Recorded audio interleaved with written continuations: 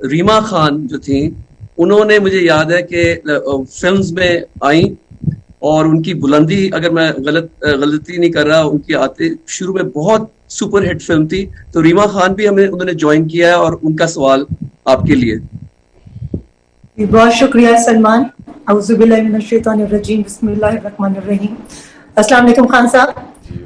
خان صاحب میرا آپ سے سوال کرنے سے پہلے میں یہ کہنا چاہوں گی کہ پاکستان کی 75 سالہ تاریخ میں آپ کا کردار ہم سب کے سامنے ہے. ایک کرکٹر کی حیثیت سے آپ نے آغاز کیا اور آپ نے بہت زیادہ کامیابیاں حاصل کی.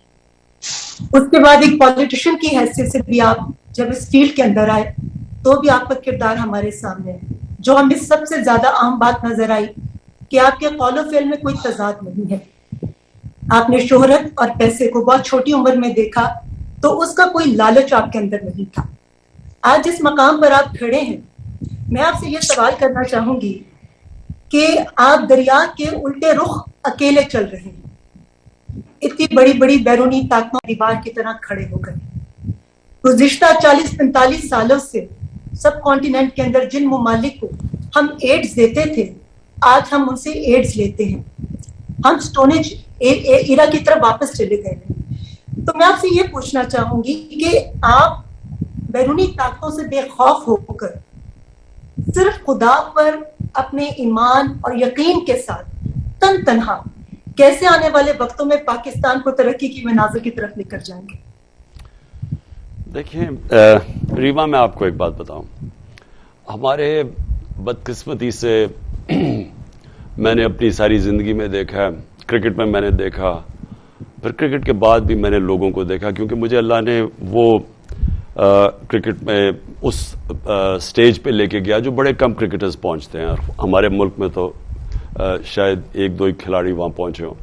تو وہ میں نے سارا سٹیج دیکھا، پھر مجھے عزت بھی ملی.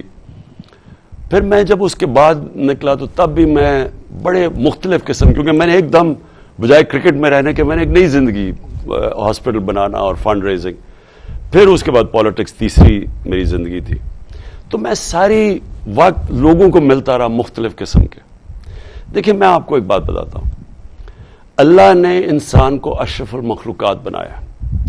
ہم اللہ کی سب سے عظیم مخلوق ہیں. فرشتوں کو کہا کہ انسان کے سامنے جھکو، کیونکہ شیطان نے جب نہیں جھکا تو اللہ نے کہا تمہیں نہیں پتا میں نے اسے کتنی صلاحیت دی ہے. مولانا رومی اس کو ایک اور طرح کہتے ہیں کہ اللہ نے انسانوں کو کہتے ہیں جب تمہیں پر دیے تو تم کیوں چونٹیوں کی طرح رینگتے ہو. کہنے کا مقصد یہ ہے کہ ہم سب میں اللہ نے بہت صلاحیتیں دی ہیں. ہمارے میں مسئلہ کیا آ جاتا ہے کہ ہم زمینی خداؤں کو، ہم بت پرستی لگ جاتے ہیں راستے میں.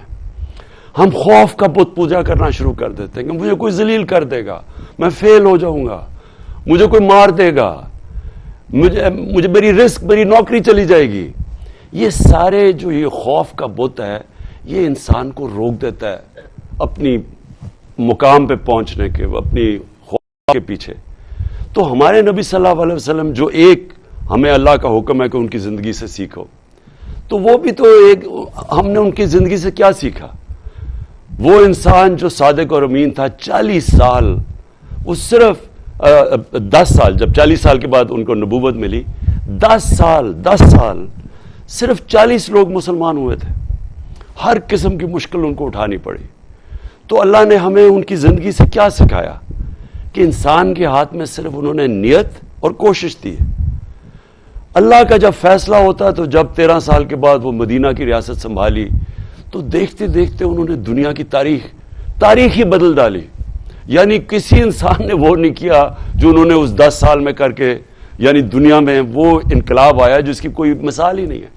تو ہمیں جب وہ اللہ کہتا ہے ان کی راستے پہ چلو، تو ان کا راستہ مشکل راستہ ہے، لیکن جن لوگوں کے پاس یہ قوت ہوتی ہے اپنے خوف کو قابو پانے کے اور اللہ میں ایمان رکھ کے اور لا الہ الا اللہ میں ماننے کی، کوئی نہیں ہے خدا اللہ کے سوا، وہی لوگ بڑے کام کرتے ہیں. تو اس لیے مجھے کوئی خوف ہی نہیں ہے. کیا ہوگا، میں اپنی پوری کوشش کروں گا، کیا ہوگا، میں فیل ہو جاؤں گا، لیکن میں اپنے ضمیر کو اس کا تو سودا نہیں کروں گا، اور آخر میں اپنے اللہ کو جواب دوں گا کہ میں نے کوشش پوری کی. اور یہی صرف وہ ہمارے سے ایکسپیکٹ کرتا ہے ہمارا اللہ.